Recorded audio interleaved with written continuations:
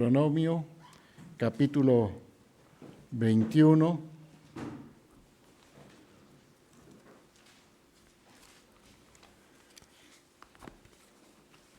Y vamos a leer de los versículos 1 al 9. Y esa lectura la vamos a hacer en forma unida, hermanos. Deuteronomio 21, del 1 al 9. Y la palabra del Señor dice: si en la tierra que Jehová tu Dios te da para que la poseas, fuera hallado algún muerto tendido en el campo, y no se supiere quién lo mató, entonces tus ancianos y tus jueces saldrán y medirán la estancia hasta las ciudades que está alrededor del muerto. Y los ancianos de la ciudad más cercana, el lugar donde fue hallado el muerto, tomarán de las vacas una becerra que no haya trabajado, que no haya llevado yugo. Y los ancianos de aquella ciudad traerán la becerra a un valle escabroso, que nunca haya sido arado ni sembrado, y quebrarán la cerviz de la tierra allí en el valle.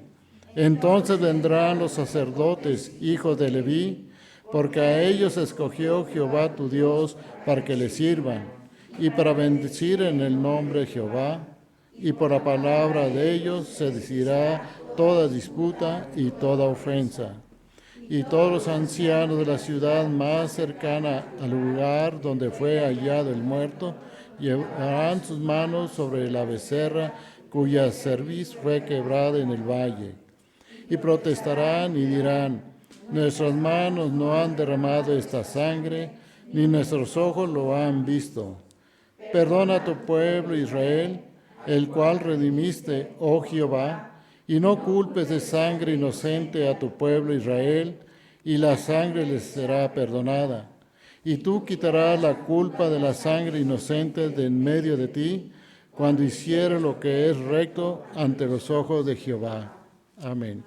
Así vamos a, puestos de pie, vamos a recibir al presbítero José Víctor González Esparza, quien trae palabra del Señor con el mensaje titulado Una ley de expiación. Vamos a orar, hermanos, para pedir la dirección de nuestro Dios. Señor, estamos en esta hora delante de ti. Vamos a reflexionar en tu palabra y rogamos que nos dirijas, pero sobre todo que nos hables a través de esta palabra. Que estemos atentos a lo que vamos a considerar y que esto nos ayude a crecer en la gracia y en el conocimiento de nuestro Señor y Salvador Jesucristo.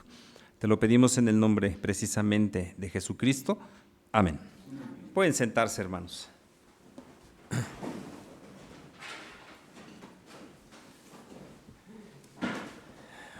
Cuando comenzamos la serie de reflexiones de este libro de Deuteronomio, yo no sé si ustedes recuerden, pero hablamos acerca de algunos temas que son importantes dentro de este libro. El primero de ellos es mostrar cómo debe ser el amor a Dios por parte del pueblo de Israel. Sobre todo, decíamos, este libro está escrito para una segunda generación de los que salieron de Egipto y a los cuales no se les permitió entrar a la tierra prometida por causa del pecado que ya habían cometido. El segundo tema tiene que ver con el monoteísmo. Esto en relación a todas las naciones en las cuales iba a cohabitar el pueblo de Israel en la tierra prometida, que todos ellos eran politeístas. Y una de las principales cosas que Dios quiere que su pueblo entienda es que no hay otro Dios más que Él.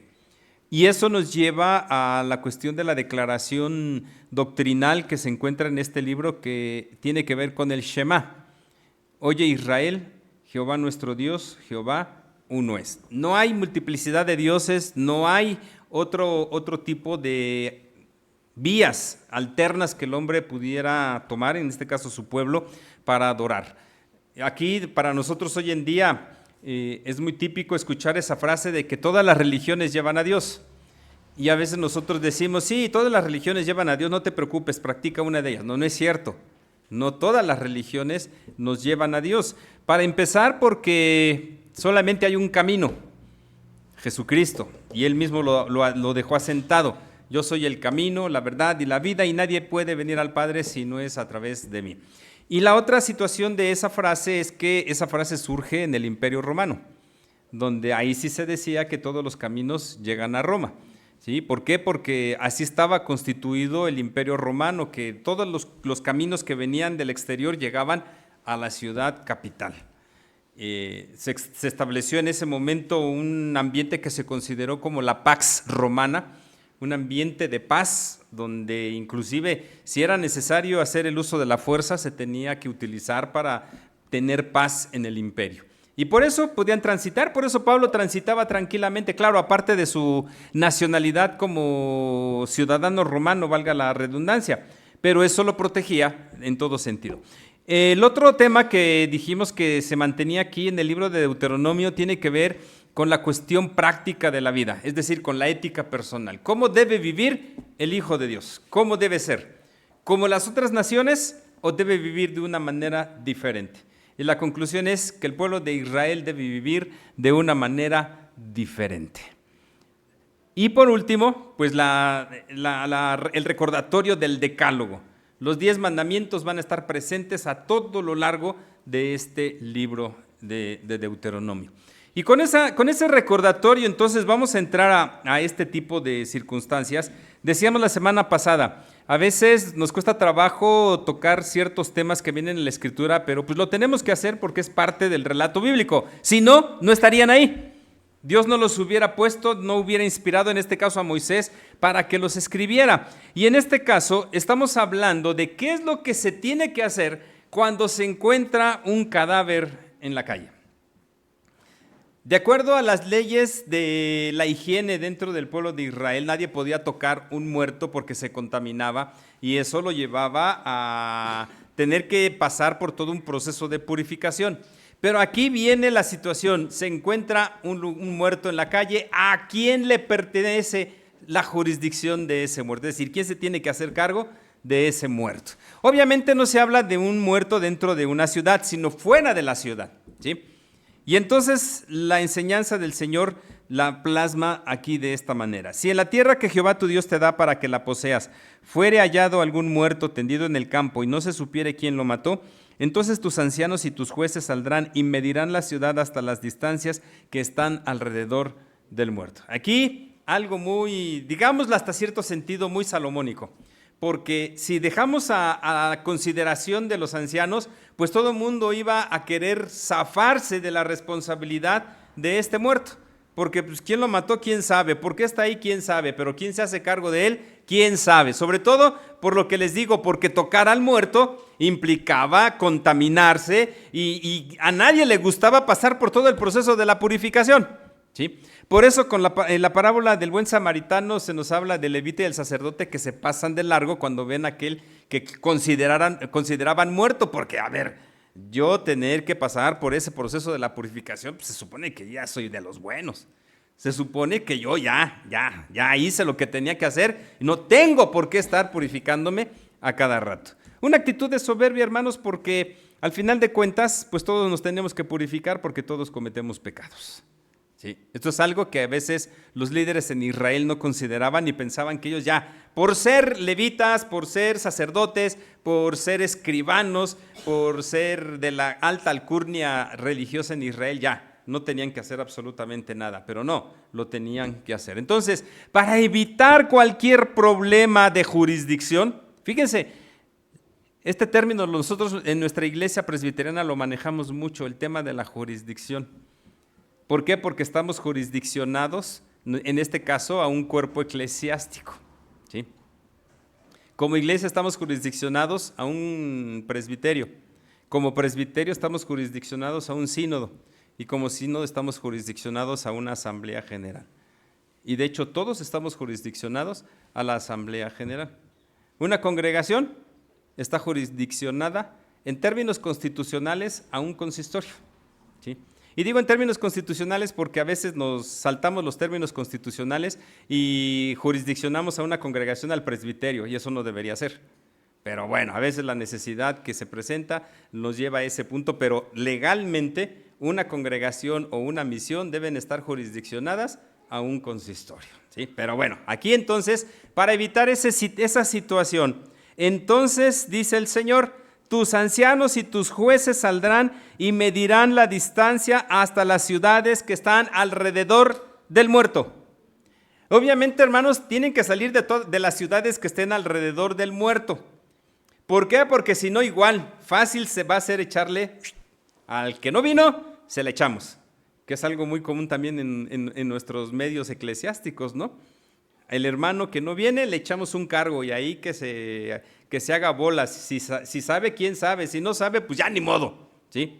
Pero que lo haga. No, aquí tienen que salir, si hay una ciudad, bueno, si es una ciudad no hay problema porque no hay otro más, pero si son 2 ciudades, 3, tienen que ir los jueces y los ancianos de las 3 ciudades para medir. Y dice, los ancianos de la ciudad más cercana al lugar donde fuera hallado el muerto, tomarán de las vacas una becerra que no haya trabajado, que no haya llevado yugo, y los ancianos de aquella ciudad traerán la becerra a un valle escabroso que nunca haya sido arado ni sembrado, y quebrarán la cerviz de la becerra allí en el valle.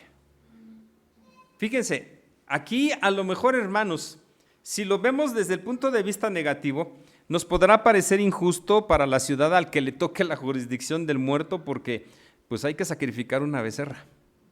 ¿Y de quién? ¿De quién? ¿Sí?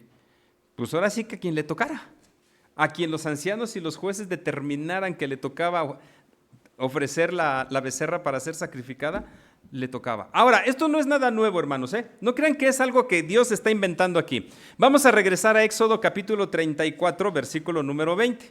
Éxodo 34, versículo 20. Y vean lo que señala ahí. Pero redimirás con cordero el primogénito del asno, y si no lo redimieres, quebrarás su cerviz. Redimirás todo primogénito de tus hijos, y ninguno se presentará delante de mí con las manos vacías. O sea, el que se quiebre la cerviz de un animal ya es algo que estaba desde atrás. Estamos hablando desde el mismo momento en que Dios está dando las tablas de la ley. O sea, cuando estaban en el monte Sinaí, cuando se habla de las principales fiestas. Y es más, dice ahí en el versículo 19, todo primer nacido mío es, y de tu ganado todo primogénito de vaca o de oveja que sea macho. O sea, va a ser mío, todo ese animal va a ser mío. Pero si tú no me lo quieres dar, vas a tener que dar la cantidad, eso significa redimir por la del animal. Pero si me lo vas a dar, le tienes que quebrar la cerviz y ofrecerlo en sacrificio. Lo mismo acá. Y hay que recordar, hermanos, que en esta situación, el aspecto de la expiación va a tener un papel muy importante dentro de la historia del pueblo de Israel. ¿Recuerdan qué significa expiar?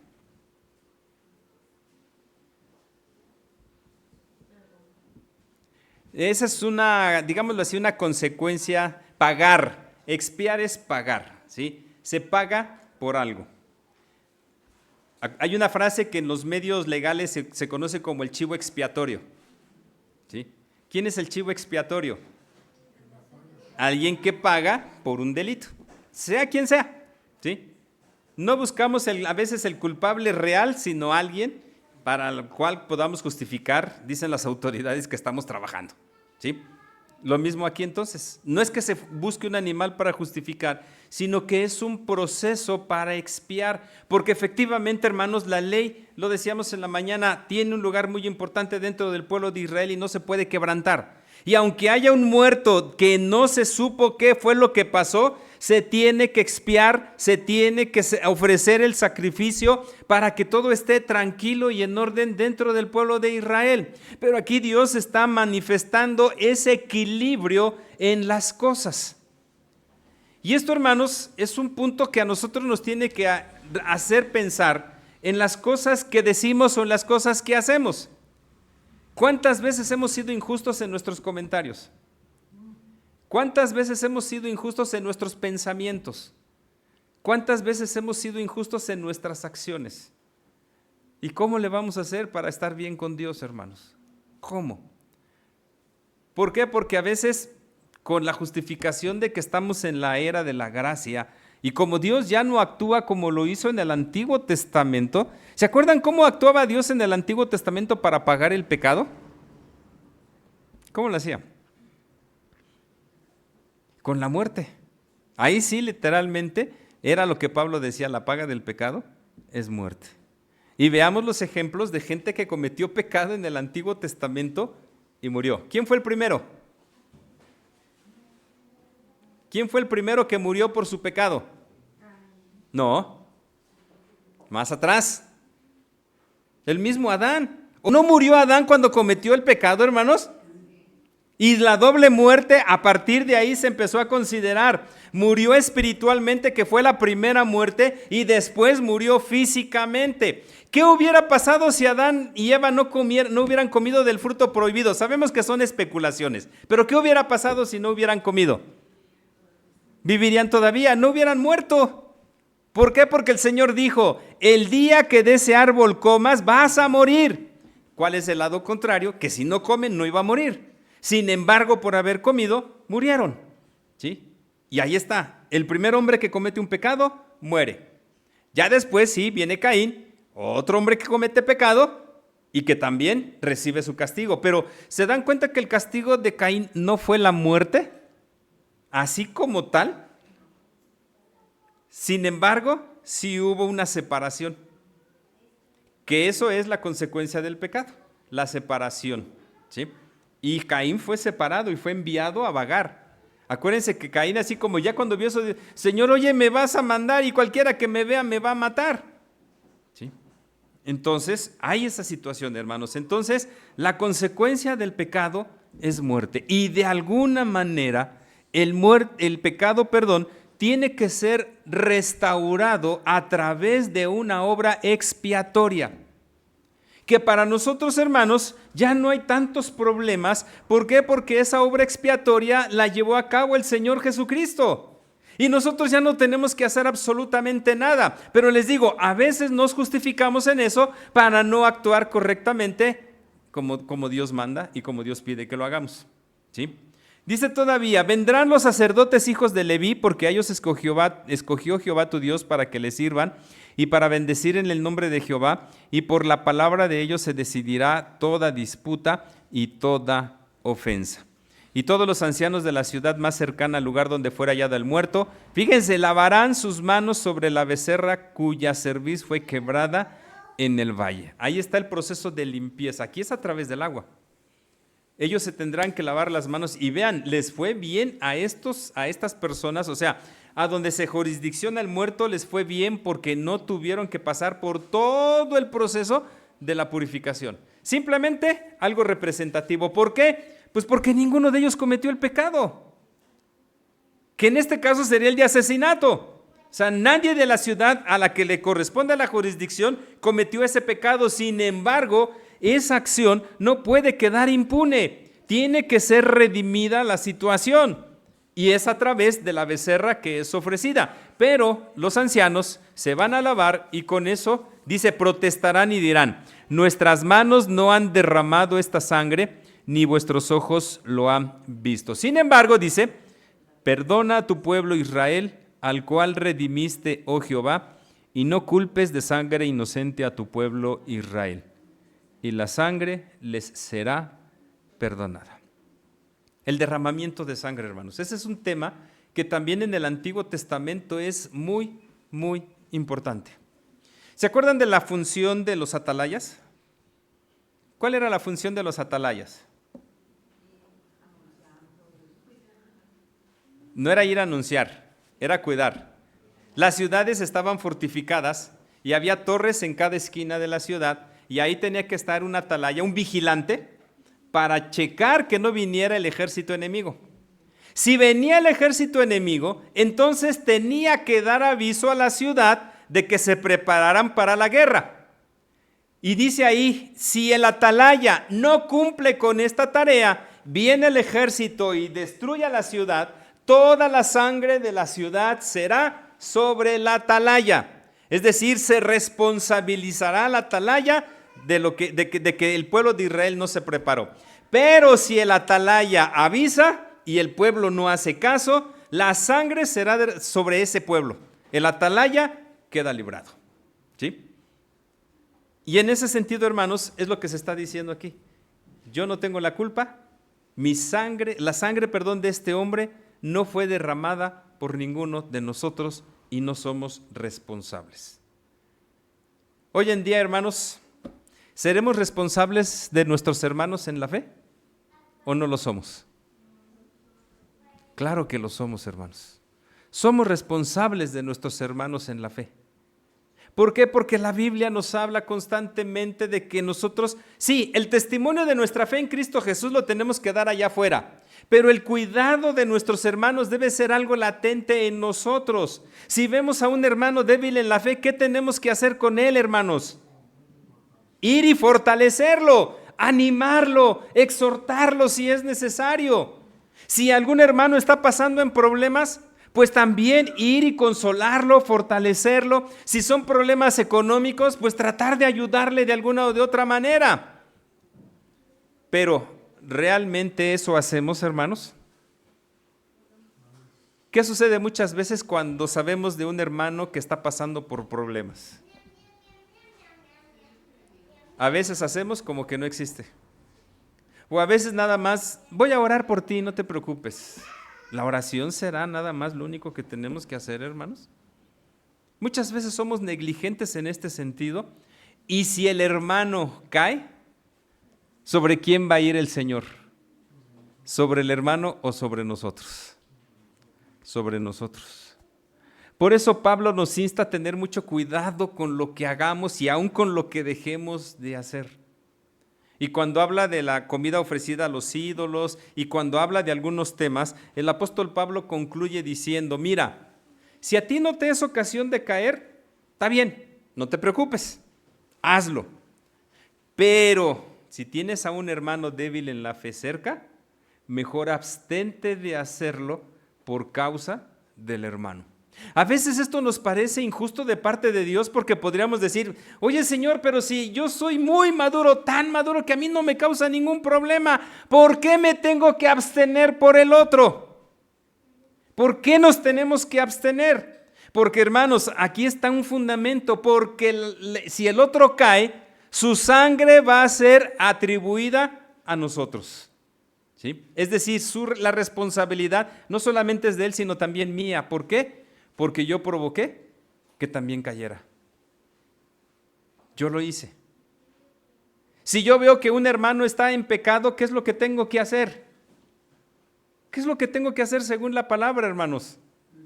Tengo que ir y exhortarle a que deje su vida de pecado. Pero ¿qué es lo que hacemos muchas veces cuando vemos a un hermano que está pecando? Nos hacemos de la vista gorda.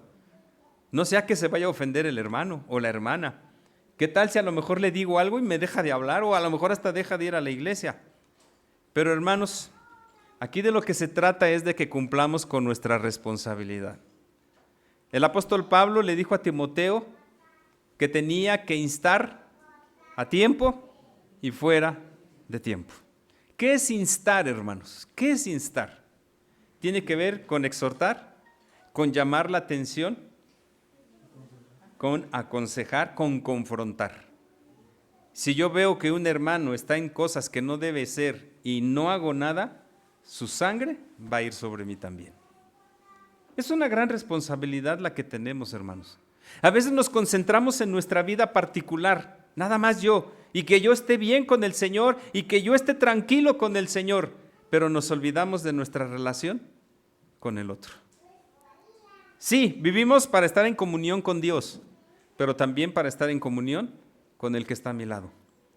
Porque eso es lo que Dios determinó desde el principio. Lean Génesis, hermanos, Génesis capítulo número 1, Génesis capítulo número 2, y ahí van a encontrar que el reino de Dios, que ese es el tema que se va a empezar a desarrollar ahí, tiene que ver con un estado de perfecta armonía entre Dios y yo, entre yo y mi prójimo, entre yo y la creación, y entre yo y yo mismo. ¿Sí? Una serie de relaciones que deben de estar en perfecta armonía. Y cuando yo rompo una de esas relaciones, ya no estoy en el reino de los cielos ni proclamando el reino de los cielos. nuestra responsabilidad es muy grande. Aquí el Señor está actuando de una manera justa, pero tiene que haber remisión por el pecado. Y todavía el Señor le está diciendo, le está pidiendo a los ancianos que oren. Perdona a tu pueblo Israel, al cual redimiste, oh Jehová, y no culpes de sangre inocente a tu pueblo Israel. Y la sangre les será perdonada, y tú quitarás la culpa de la sangre inocente que en medio de ti, cuando hicieres lo que es recto ante los ojos de Jehová. Hemos hablado del perdón de Dios y tenemos la seguridad de que Dios perdona nuestros pecados, y a veces hasta apelamos a Primera de Juan cuando dice que Él es fiel y justo para perdonar nuestros pecados y para limpiarnos de toda maldad. Pero hermanos, ¿y nosotros? ¿Nosotros realmente estamos libres de pecados y estamos libres de maldad? No nos autoengañemos diciendo que no, que estamos limpios, que estamos puros, porque en esa carta también dice: el que diga que no ha pecado es mentiroso y hace a Dios mentiroso. Consideremos, hermanos, nuestra vida de santidad a la luz de la Escritura, no a la luz de nuestros criterios, sino a la luz de la Escritura, y veamos que ante el Señor somos pecadores y necesitamos arrepentirnos de cada uno de los pecados que hemos cometido y pedirle perdón al Señor para que Él nos restaure de ese pecado. Que el Señor nos bendiga.